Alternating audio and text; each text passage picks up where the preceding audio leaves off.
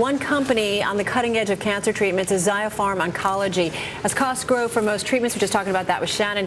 Ziopharm, though, is working on lower cost cancer drugs by focusing on less toxic versions of older medicines. Some you even think of only as poisons like arsenic.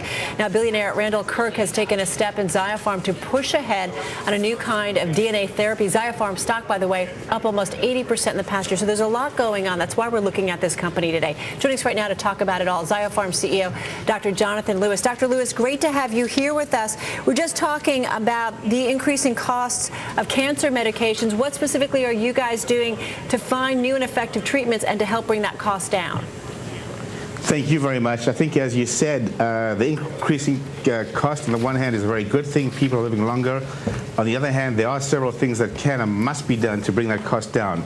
Specifically, what we're doing is, as regards using DNA as a treatment, it's very much analogous to Henry Ford and the automobile. And so what we're doing is figuring out new ways to reduce the cost of innovation. So with DNA or synthetic biology as a way to bring about new treatments, what we can do is take parts that are already made, much like Henry Ford did, take them off the shelf, reduce the cost, reduce the time, and that way bring about new treatments at a lower cost that are going to be very effective.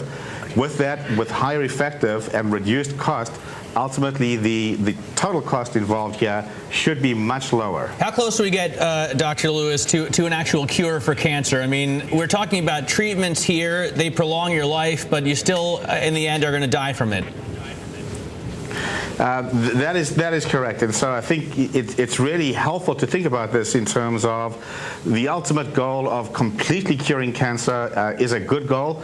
We've gotten there with many cancers. So, for example, testicular cancer, most people are cured.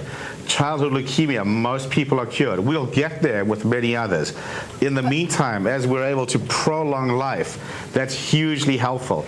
With several of the drugs that we're working with right now, seemingly we're able to do that. Dr. That's Lewis, our goal for the foreseeable future. Let me jump in, because I think when we talk to any kind of company in your industry, especially one that's seen a stock go up about 80% in the past year, as yours has, I want to know about the drugs and when they get to market. Talk to me about the later phases of the sarcoma drug that you're working on. Where are we in that process? The sarcoma drug is in a phase 3 or the end stage trial.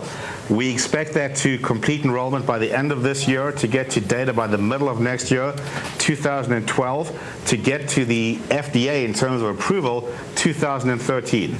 Anything else, too, that we should be watching for, especially from an investor's perspective who's watching your stock go up and up? Yes, we have a lot going on this year, 2011, and so we're expanding in terms of multiple different studies. The first half of this year, we have a lot of data coming out the second half of this year as regards, again, multiple different programs, part of which are the small molecules, part of which are the synthetic biology, again, the Henry Ford idea that I spoke about earlier. All right, we're going to leave it on that note. Jonathan, thank you so much. Jonathan Lewis, he's the CEO of Ziopharm Oncology. All right, Thank you very much. Thank you very much, Dr. Lewis. Now.